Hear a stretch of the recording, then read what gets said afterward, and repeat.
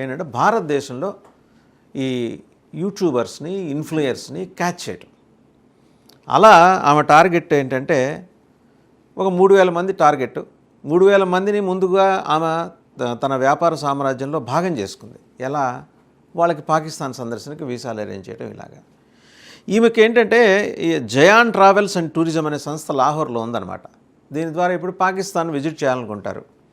అలాంటి ఆసక్తి ఉంటుంది. అందులో చారిత్రక ప్రదేశాలు ఉంటాయి, అలాగే కొన్ని హిందూ పురాణాలకు సంబంధించిన విశ్వాసాలతో కూడుకున్న ప్రదేశాలు ఉంటాయి, ఆలయాలు ఉంటాయి. అవి సందర్శించడానికి ఈవిడ హెల్ప్ చేస్తుంది. ఎలా హెల్ప్ చేస్తుంది అంటే నెట్వర్క్ ఎలా పనిచేస్తుందని చెప్తే, ఢిల్లీలో ఉన్న పాకిస్తాన్ ఎంబసీ ఉంటుంది. ఆ ఎంబసీలో ఉన్న వాళ్ళ ద్వారా ఇలా ముందర యూట్యూబ్ ఇన్ఫ్లుయర్స్ని లాగుతారనమాట. ఇప్పుడు జ్యోతి మల్హోత్రా అరెస్ట్ అయింది తెలుసు కదా, ఆవిడని అట్లనే లాక్కెళ్ళింది. తర్వాత హైదరాబాద్ చెందిన ఇంకొక యంగ్స్టర్, అతన్ని కూడా అట్లనే తీసుకెళ్ళి ల్యూర్ చేస్తారు. ల్యూర్ చేసి అక్కడికి వెళ్ళిన తర్వాత ఈ బ్రెయిన్ వాష్ చేయటం అండ్ డబ్బులు ఆఫర్ చేసి నెమ్మదిగా వాళ్ళ ఏజెంట్కి అనుకూలంగా మార్చుకునే ప్రక్రియ. ఇప్పుడు ఈవిడ పేరు ఎందుకు మళ్ళీ తెర మీదకి వచ్చిందంటే, మేడం ఎన్ పేరు ఎందుకు తెర మీదకి వచ్చిందంటే, ఈమె నెట్వర్క్ ఎట్లా ఉంటుంది, చాలా పటిష్టమైన నెట్వర్క్.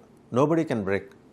అంటే మనకి సిస్టమ్స్కి ఫైర్ వాల్ ఎలా ఉంటుందో, ఈవిడ నెట్వర్క్ కూడా అన్ని భద్రతా వ్యవస్థలు ఉంటాయి, అంచెలంచెల భద్రతా వ్యవస్థలు. ఈమె భర్త ఇంతకుముందు పాకిస్తాన్ సివిల్ సర్వీస్లో చేసి రిటైర్ అయ్యారు. ఈవిడ ప్రస్తుతం ఏంటంటే షహజాద్, అంటే అసలు మేడం ఎన్ అనే కోడ్ నేమ్ ఆవిడకి, పాకిస్తాన్ ఐఎస్ఐ వాళ్ళు ఇచ్చింది. అసలు పేరు ఇందాకే చెప్పుకున్నట్టు నోషిబా షహజాద్ మసూద్. ఈవిడికి బలమైన